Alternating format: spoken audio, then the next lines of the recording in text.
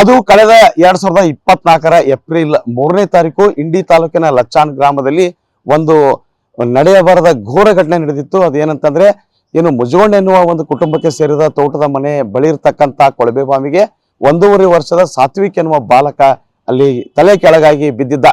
ಈ ಹಿನ್ನೆಲೆಯಲ್ಲಿ ತ್ವರಿತವಾಗಿ ಕಾರ್ಯಾಚರಣೆ ನಡೆಸಿದ್ರು. ಸ್ಥಳೀಯವಾಗಿ ಕಲ್ಲಿನ ಕ್ವಾರಿಗಳಿರ್ತಕ್ಕಂಥ ಹಿಟಾಚ್ ಇರ್ಬೋದು, JCB ಬ್ರೇಕರ್ಸ್ಗಳಿರ್ಬೋದು ಸೇರಿದಂತೆ ಇನ್ನಿತರ ಯಂತ್ರೋಪಕರಣಗಳನ್ನ ಅಲ್ಲಿ ತುರ್ತಾಗಿ ಬಳಕೆ ಮಾಡಿದ್ರು. ಜೊತೆಗೆ ಅಲ್ಲಿನ ಕೂಲಿ ಕಾರ್ಮಿಕರು ಸಹ ಕೆಲಸ ಮಾಡಿದ್ರು. ಆದ್ರೆ ಈಗ ಅವರು ತಾವು ಮಾಡಿದ ಕೂಲಿಗೆ ಮತ್ತು ಯಂತ್ರೋಪಕರಣಗಳ ಬಾಡಿಗೆ ಹಣಕ್ಕಾಗಿ ತೀವ್ರವಾಗಿ ಪರದಾಡ್ತಾ ಇದ್ದಾರೆ. ಸದ್ಯ ಅವರು ತಮ್ಮ ಬಾಡಿಗೆ ಹಣಕ್ಕಾಗಿ ಈಗ ಜಿಲ್ಲಾಧಿಕಾರಿ ಕಚೇರಿ ಬಳಿ ನೆರೆದಿದ್ದಾರೆ. ಅಂದ್ರೆ 1 ವರ್ಷದ ಹಿಂದೆ ಕೊಳವೆ ಬಾವಿಗೆ ಬಿದ್ದಿದ್ದ ಬಾಲಕನನ್ನ 22 ಗಂಟೆಗಳ ಕಾಲ ಸತತವಾಗಿ ಕಾರ್ಯಾಚರಣೆ ಮಾಡಿ ಸುರಕ್ಷಿತವಾಗಿ ಬಾಲಕನನ್ನ ತೆಗೆದಿದ್ದು ರಾಜ್ಯ ಅಲ್ಲ ರಾಷ್ಟ್ರದ ಗಮನ ಸೆಳೆದಿತ್ತು. ಕೊಳವೆ ಬಾವಿಗೆ ಬಿದ್ದ ಪ್ರಕರಣಗಳಲ್ಲಿ ಸುಖಾಂತ್ಯವಾಗಿ ಜೀವಂತವಾಗಿ ಬಾಲಕನನ್ನ ಹೊರ ತೆಗೆದ ಅಪರೂಪದ ಪ್ರಕರಣಗಳಲ್ಲಿ ಕೂಡ ಇದೊಂದಾಗಿತ್ತು. ಇದೀಗ ಅವರು ತಮ್ಮ ಬಾಡಿಗೆ ಹಣಕ್ಕಾಗಿ ಅಲೆದಾಡ್ತಾ ಇದ್ದಾರೆ. ಪ್ರತಿ ತಿಂಗಳು ಅಂದ್ರೆ ಜಿಲ್ಲಾಧಿಕಾರಿ ಕಚೇರಿಗೆ ಆಗಮಿಸ್ತಾ ಇದ್ದಾರೆ. ಹಣಕ್ಕಾಗಿ ಅವರು ಮನವಿಯನ್ನ ಸಲ್ಲಿಸ್ತಾ ಇದ್ದಾರೆ. ಏನೆಲ್ಲ ಸಮಸ್ಯೆ ಇದೆ, ಯಾಕೆ ಸರ್ಕಾರ ಇವ್ರ ಮನವಿಗೆ ಸ್ಪಂದಿಸ್ತಾ ಇಲ್ಲ? ಯಾಕಂತಂದ್ರೆ ಕೇವಲ 3,70,000 ರೂಪಾಯಿ ಮಾತ್ರ ಇವ್ರ ಬಾಡಿಗೆ ಇದೆ. ಎಲ್ಲೋ ಒಂದ್ ಕಡೆ DC ಇರ್ಬೋದು, ಶಾಸಕರು ಇರ್ಬೋದು, ಉಸ್ತುವಾರಿ ಸಚಿವರು ಇರ್ಬೋದು, ಇದೇನು ದೊಡ್ಡ ಮೊತ್ತದ ಅಲ್ಲ, ಕಡಿಮೆ ಮೊತ್ತ ಇದೆ. ಇಷ್ಟು ಮೊತ್ತವನ್ನ ಇವರು ಸರಿಪಡಿಸಿ ಇವ್ರು ಕೊಡ್ಬೋದಿತ್ತು.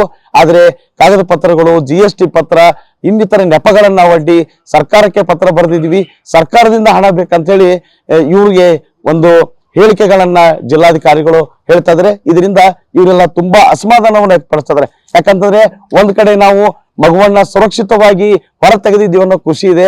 ಆದ್ರೆ ಮತ್ತೊಂದು ಕಡೆ ನಾವು ದುಡಿದ ಹಣಕ್ಕಾಗಿ ನಾವು ಅಲ್ಲಾಡ್ಬೇಕಾಗಿದೆ ಅನ್ನುವ ಒಂದು ಬೇಸರ ಇವರಲ್ಲಿದೆ. ಈ ಕುರಿತು ಅವರನ್ನ ನಾವು ಮಾತಾಡಿಸ್ತೀವಿ.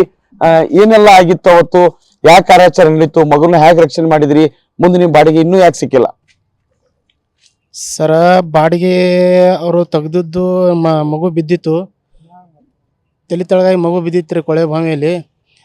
ಆನ್ ದಿ ಸ್ಪಾಟ್ ಯಾರು ಇದ್ದಿತ್ತಿಲ್ಲ ಅಲ್ಲಿ. ಸರ್ಕಾರ ಗ್ರಾಮ ಪಂಚಾಯತಿಯಲ್ಲಿ ಹೇಳಿದ್ರು, ಮೆಸೇಜ್ ಕೊಟ್ಟರು. ಬೇಗ ಬಂದು ಎಲ್ಲ ಜನರಿಗೆ ಹೇಳಿದ್ರು, ಟ್ಯಾಕ್ಟರ್ದವ್ರಿಗೆ, ಹಿಟಾಚಿಯವರಿಗೆ ಎಲ್ಲರಿಗೆ ಹೇಳಿದ್ರಿ. ಅಂದರೆ ಕಷ್ಟಪಟ್ಟು ಎಲ್ಲ ಕಾರ್ಮಿಕರು ಕೆಲಸ ಮಾಡಿದ್ರು, ಆ ಮಗುವಿನ ಪ್ರಾಣಾಪಾಯದಿಂದ ಪಾರು ಮಾಡಿದ್ರು. ಬಟ್ 1 ವರ್ಷ ಆಯಿತು. ಒಂದು ವರ್ಷ ಆಗ್ಲಿಕ್ಕೆ ಬಂತು, ಇನ್ನೂ ಅವ್ರದ್ದು ಪೇಮೆಂಟ್ ಆಗ್ತಾಯಿಲ್ಲ. ಕ್ಯಾಮ್ರಾದವ್ರದ್ದು ಆಗ್ತಾಯಿಲ್ಲ, ಕ್ಯಾಮ್ರಾದವ್ರದ್ದು ಇಲ್ಲ, ಹಿಟಾಚಿಯವ್ರದ್ದು ಇಲ್ಲ, ಹಾಗೂ ಆ ಬ್ರೇಕರ್ ಇವ್ರದ್ದು ಇಲ್ಲ, ಎಲ್ಲರದ್ದು ನಮಗೆ ಪೇಮೆಂಟ್ ಆಗಿಲ್ಲ. ಆದ ಕಾರಣ ನಾವು ಇಲ್ಲಿಗೆ DC ಆಫೀಸ್ ಮುಂದೆ ಬಂದು ಅಲೆದಾಡ್ತಾ ಇದ್ದೀವಿ ಸರ್. ಏನ್ ಹೇಳ್ತಾ ಇದಾರೆ DC ಅವರು? ಸರ್ಕಾರ ಕಡೆ ಹೇಳ್ತಾ ಇದಾರೆ ಹೆಂಗೆ? ಮೊದಲು ಅಲ್ಲಿ ಕೇಳಿದೆವು ಸರ್, ನಮ್ಮ ಇಂಡಿ ತಾಲೂಕಿನಲ್ಲಿ ಕೇಳ್ತಾ ಇದ್ದಾನೆ. ಅಲ್ಲಿ ಹೋದ ಬಳಿಕೆ ನೀವು ತಹಸೀಲ್ದಾರ್ ಆಫೀಸ್ಗೆ ಹೋಗಿ ಭೇಟಿ ಆಗಂದ್ರಿ ಸರ್. ತಹಸೀಲ್ದಾರ್ ಭೇಟಿ ಆಗ ನೀವು ಬಿಜಾಪುರಕ್ಕೆ ಹೋಗಿ ಭೇಟಿ ಆಗಂದ್ರಿ ಸರ್ ನಮಗೆ. ಆದ ಕಾರಣ ಇಲ್ಲಿ ಬಿಜಾಪುರ ಬಂದೀವಿ ಸರ್ ನಾವು. ಈಗ DC ಅವರು ಸರ್ಕಾರಕ್ಕೆ ಪತ್ರ ಬರೆದಿವೆ ಅಂತ ಹೇಳ್ತಾರೆ. ಹಾಂ ಸರ್, ಹೇಳ್ತಾ ಇದ್ದಾರೆ ಸರ್. ಸರ್ಕಾರ ಹಲವಾರು ಅಭಿವೃದ್ಧಿ ಕೆಲಸಗಳನ್ನ ಮಾಡ್ತೀವಿ, ಗ್ಯಾರಂಟಿ ಯೋಜನೆಗಳನ್ನ ನಾವು ಜಾರಿ ಮಾಡ್ತೀವಿ ಒಂದ್ ಕಡೆ ಹೇಳುತ್ತೆ. ಆದ್ರೆ ವಿರೋಧ ಪಕ್ಷಗಳು ಏನ್ ಹೇಳ್ತಾವ ಅಂತಂದ್ರೆ ಇವ್ರು ಗ್ಯಾರಂಟಿ ಬಿಟ್ಟು ಇತರ ಯಾವ ಕೆಲಸಕ್ಕೂ ಇವ್ರು ಗಮನ ಕೊಡ್ತಾ ಇಲ್ಲ ಅಂತ ವಿರೋಧ ಪಕ್ಷ ಹೇಳ್ತಾ ಇದಾರೆ.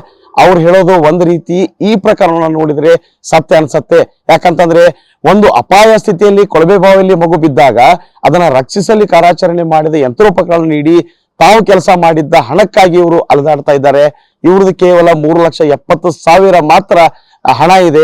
ಅಷ್ಟು ಕಡಿಮೆ ಹಣವನ್ನ ಕೊಡೋಕೆ ಸರ್ಕಾರಕ್ಕೆ ಯಾಕೆ ಸಾಧ್ಯ ಆಗ್ತಾ ಇಲ್ಲ ಅನ್ನೋದು ಇವರು ಒಂದು ಪ್ರಶ್ನೆ ಆಗಿದೆ. ಈ ಕುರಿತು ಈಗ ಒಬ್ರು ಮಾತಾಡಿದ್ರು, ಮತ್ತೊಬ್ರು ನಾವು ಮಾತಾಡಿಸ್ತೀವಿ.